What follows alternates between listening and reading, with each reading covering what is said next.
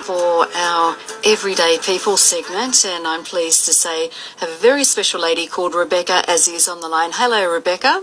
Hi, Di. How are you? Very well, thank you. Now, Rebecca, first of all, tell me a little bit of your story.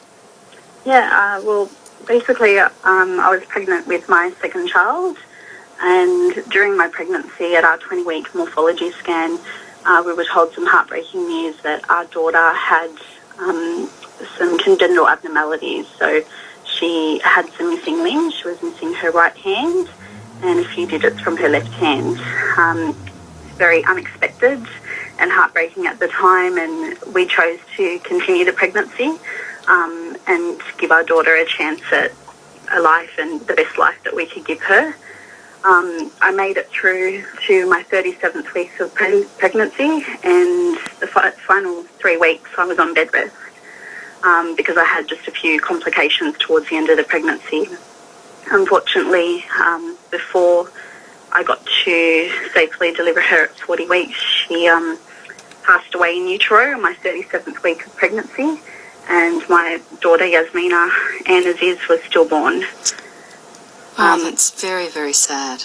Yeah, thank you. It was a very difficult time, totally unexpected, and just such an emotional roller coaster. It leaves you feeling very isolated and so emotional, and not sure, I guess, how to process the feelings and move on. As well as being tough to have experienced that, I think it must have been really tough when you had that first scan and they said to you, well, look, there are problems, what are you going to do? And that must have been heartbreaking for you to have to be given that decision, should we continue or terminate? And just being faced with a decision like that must have been awful. Yeah, it was really, really difficult, and I can't, even put into words and how hard it was to break the news to friends and family and kind of come to the decision as to, do we continue the pregnancy or, what the doctors were saying, and taking all of the information in that they were giving us at the time. We just, we followed our hearts and did what we felt was right. And, I mean, having that hope that, everything would be fine, and totally unexpectedly at the end of the pregnancy, so close to, welcoming our little girl into our lives, her heart suddenly stopped beating. The last movement I felt from her was just before lunch, and I kind of didn't feel her move for a couple of hours. I knew that something was wrong, and approached my midwife because I was on bed rest at the time in hospital. Oh, okay, yeah. And they came, and the doctor did scan, and he said, I checked everything and I can't find the heartbeat. I'm really sorry, the baby hasn't moved her arm. It's still in the same spot resting above her head. And then I proceeded and I had a normal delivery with her. Very, very hard to go through the experience of welcoming a child, because birth is something that's supposed to be so beautiful and, positive. And there was no cry when she was born. She was just beautiful, thick, black, curly hair.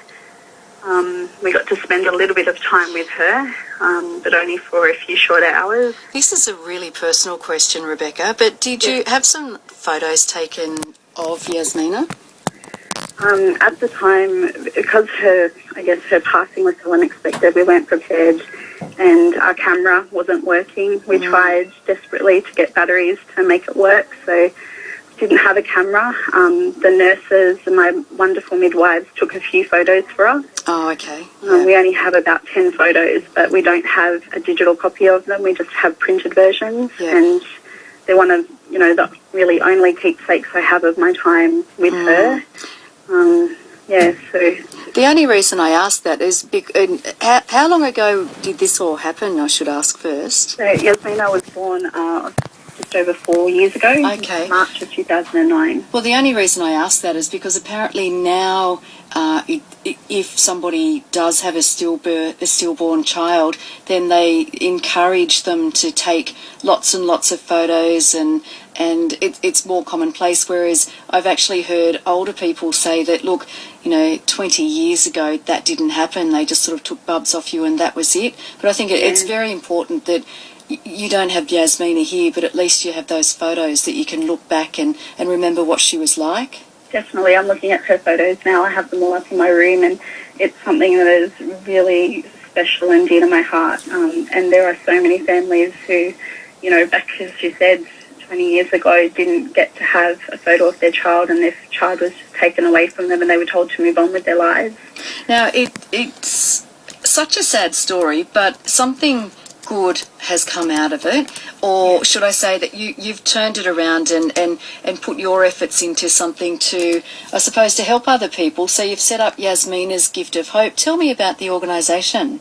Yeah, so we're a non-profit volunteer-led organisation, and we started just over a year after Yasminah passed away, and a few months after we brought our twin girls home. We fell pregnant with twins after our pregnancy with Yasminah, and they were born 9 weeks premature and spent 4 weeks in neonatal intensive care, which was also, another emotional roller coaster to be on. Yeah. Now, Yasminah's Gift of Hope helps provide support and guidance to other families who experience premature birth or pregnancy or neonatal loss. So the loss of a child during miscarriage, before birth or after birth, basically at any stage. We provide a Gift of Hope journal, which is hand decorated by our amazing volunteers. So much love is poured into them, and the idea is that the journal is something that families can use to record memories about their child, things and moments that they don't want to forget. And I guess that's so important, because if you and look, I know a number of people who've had preemie babies, and not much bigger than an adult's hand, and they talk about there was so much rushing around to get here and there, and the feeding and the waiting around, and so you're really not in the sort of place where you could think, well, I might just write down what I did with Bubs today, because you're running from place A to place B, particularly if you do have older children, so that you need to sort of coordinate your whole life around visits to the hospital. Our very own Grant Goldman here, his wife had a very preemie baby, and we occasionally, I've sat down with his beautiful wife and talked about some of the challenges that they faced. And you just hear those stories, and these babies are so tiny. And on top of everything else, the mum has to be looking after other children, looking after the house, and most probably, and also trying to keep afloat, knowing that this little one's so tiny and so fragile. Yeah, it's such an emotional experience for many families, and there's over 45,000 premature babies admitted to Australian hospitals each year, which is quite a staggering amount of babies. And we also have over 2,000 babies who are stillborn. So many pregnancies end very early in the pregnancy. It's a tragedy that's not spoken about enough. Yes. Yeah. And more support is definitely needed, and we're trying to do the very best that we can to reach out to those families, working with other organisations like SIDS and Kids, and with the hospitals, maternity wards.